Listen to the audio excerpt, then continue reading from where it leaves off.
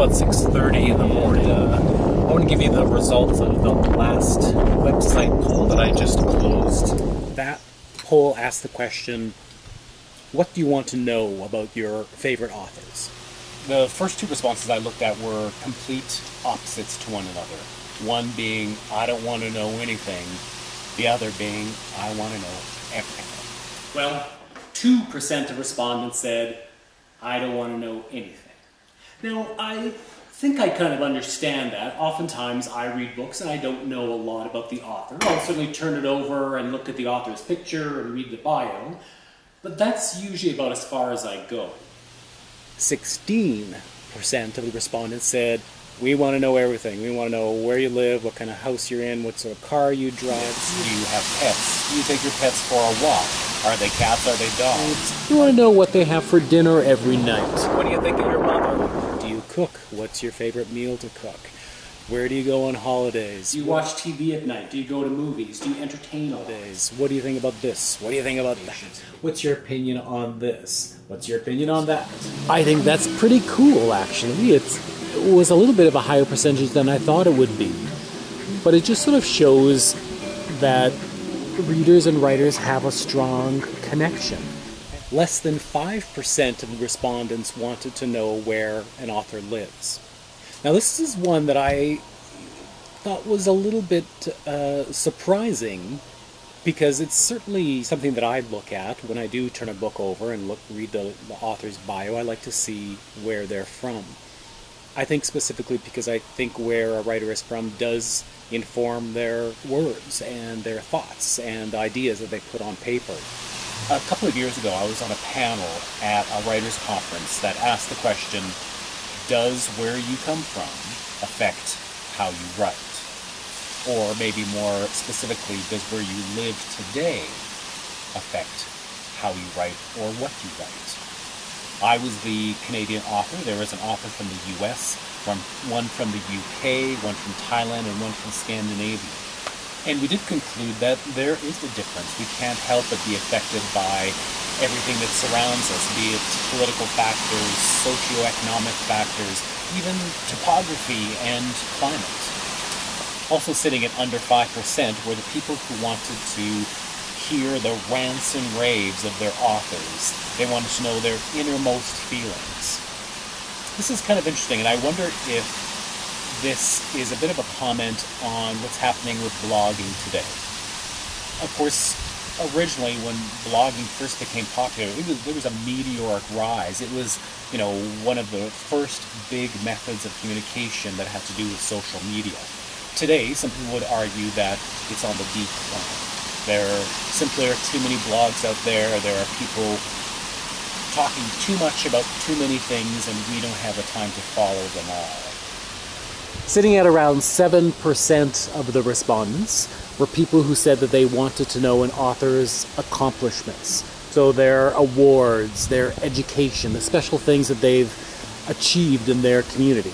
9% of respondents wanted to hear about an author's home life. What does the house look like? Are you a good housekeeper, a bad housekeeper? Do you spend time in the kitchen? Where do you write? Is there dogs in the house? Do you like bright colors on the walls, or are your walls all white? Do you like artwork? Where do you have lunch? Do you have a garden tract? Do you have family over? How do you spend your day? This next percentage really surprised me. Only 14% of respondents to this poll wanted to know what we look like. As I thought about it, I began to wonder if maybe this is just a sign of the times. Consider Agatha Christie, for instance. She wasn't out there posting selfies on Instagram every other day.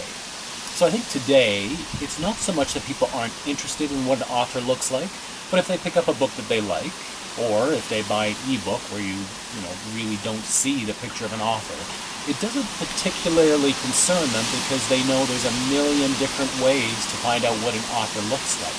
All they really have to do is go to Google Image, type in the author's name, and you have 14,073 options to choose from. So what does that mean for those of us who are still paying good money to great photographers to come up with that perfect headshot?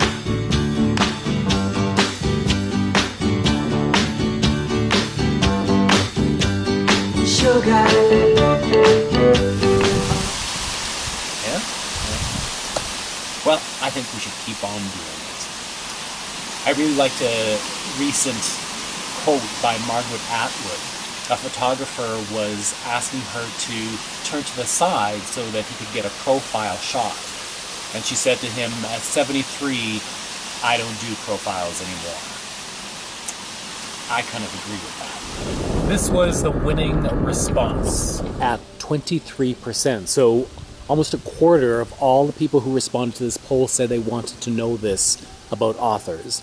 And that was about the author's writing life. So they wanted to know the writer's process. They wanted to know what our inspiration is. They wanted to know what challenges we faced. Now this makes a lot of sense to me. When I meet readers at conferences or events, that's often a question that they ask. And I like this because it really shows that there is a strong communion between readers and writers. And we both care about how that happens, how inspirations and ideas make their way onto the printed page. So those were the responses from the latest poll on my website. If you go to the website, which is at www.anthonybadulka.com, you can cast your vote on the new poll.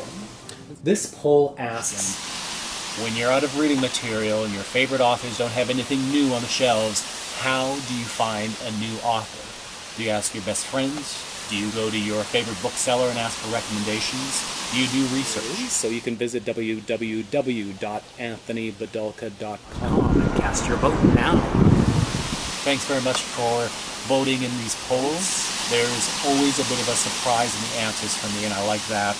And certainly if any of you have any suggestions for another poll that you'd like me to run, just email me. You can go to my website and find out my contact information there. Thanks, and we'll talk to you soon. So, happy voting, happy reading.